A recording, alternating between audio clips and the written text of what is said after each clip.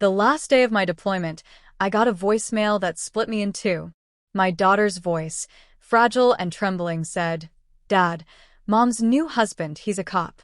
He's got everyone at gunpoint." Then silence, just the sound of her breathing, shaky and scared. "He said when you show up, I'll have to cuff you before he kills you." My heart stopped. She broke down then. "He made me burn all your pictures." That was all I needed. No commands, no delay, no doubt. I was on the first plane home, and every bit of Black Ops instinct I had took over. For 16 straight hours, her voice echoed in my mind.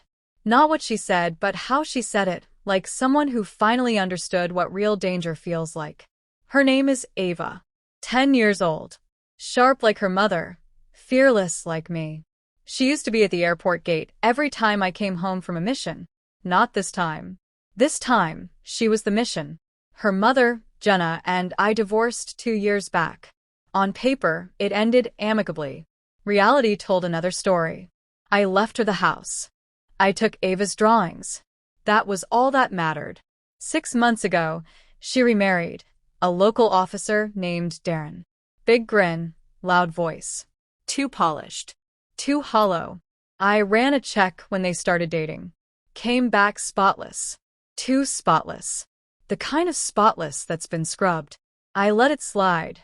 Ava didn't seem scared. Until she did. I didn't fly into the city. I had contacts, quiet ones. They dropped me in a field outside town. A black van waited. Inside. Gear, surveillance photos, floor plans. This wasn't about payback. This was a rescue mission. Step 1. Visual confirmation. From a ridge behind the house, I saw how much had changed. The porch was different now. Cameras mounted high, floodlights ready to blind, motion sensors where none used to be. He'd turned a house into a fortress. Overkill. Desperate. That's what fear does, it makes people clumsy. Through my scope, I caught Ava's outline in the upstairs window.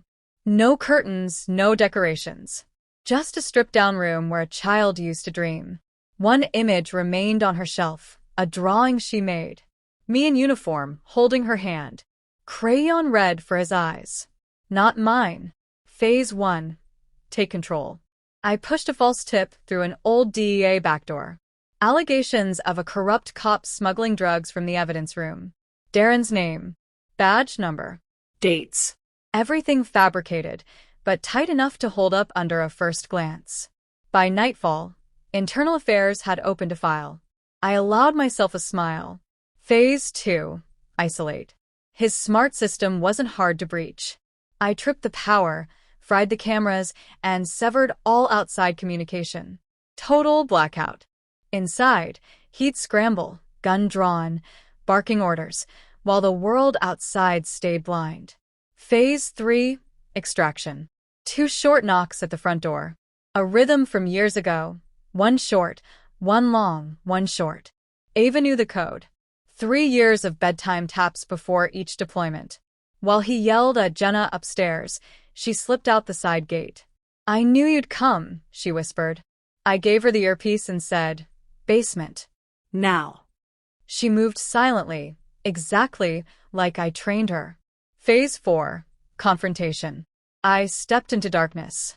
No sound except the creak of the hallway under my boot. Then his voice, panicked, sharp, demanding to know where she was. The metallic click of a cocked hammer followed. I turned the corner. There he stood, badge visible, gun raised, sweat pouring, eyes twitching. He grinned. "I've got the law on my side." I walked toward him. "You're trespassing." Still, I said nothing. "I'll shoot you right now. I'll make sure your ex and your daughter see it." Finally, I spoke. "You already did." His smirk faltered. "What?" I tossed a flash drive to the floor. Video. Audio. Evidence. Ava's bruises. His gun aimed at her. His voice threatening. "That won't hold in court," he snapped. "It's not going to court," I said. Right then, the lights flared on. The back door burst open. 2 internal integrity agents entered, Kevlar on, weapons trained. Darren's gun fell from his hand. His mouth opened, but no words came. They cuffed him. I walked by, steady, cold. He shouted after me, swearing he'd get out, find me. Then he spat out the last dagger. She made that picture. She burned your face. I didn't touch you. I turned to him. No. You touched her. I leaned close. And now you'll explain that to men in prison who don't tolerate child abusers. They dragged him out. Jenna sat collapsed on the stairs, mascara smeared, whispering regrets I didn't ask for. I passed her without a word and made my way to the basement. Ava sat there on a blanket, clutching a worn-out stuffed fox. Torn ears. Tight grip. I knelt beside her. She looked at me with red, steady eyes. You're not mad? She asked. I shook my head. I'm proud, she whispered. She reached into the fox's belly and pulled out a folded photo.